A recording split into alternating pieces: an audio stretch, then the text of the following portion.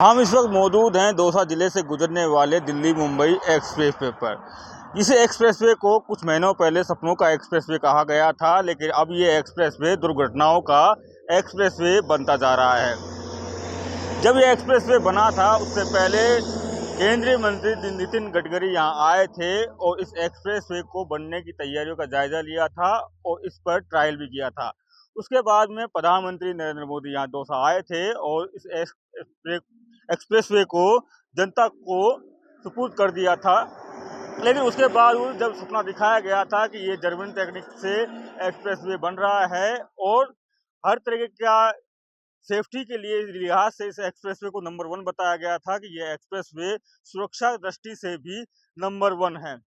लेकिन एक्सप्रेसवे बनने के बाद में यहाँ लगातार दुर्घटनाएं हो रही हैं और कई लोगों ने अपनी जान भी गंवाई है।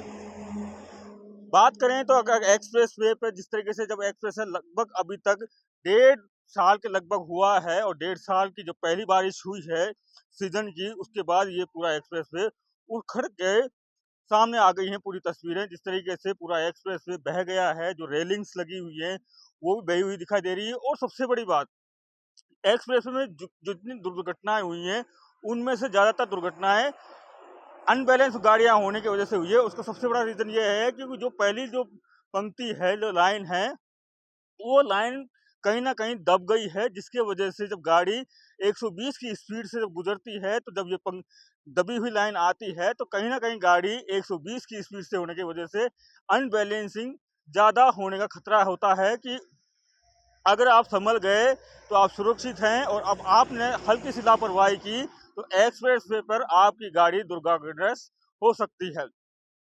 जब ये एक्सप्रेसवे बना था तो सपनों का बताया गया था, अगर और उसके बाद में बहुत सारी सुविधाएं बताई गई थी। यहाँ पे इस तरह की सुविधाएं हैं, बड़े बड़े दावे किए गए थे।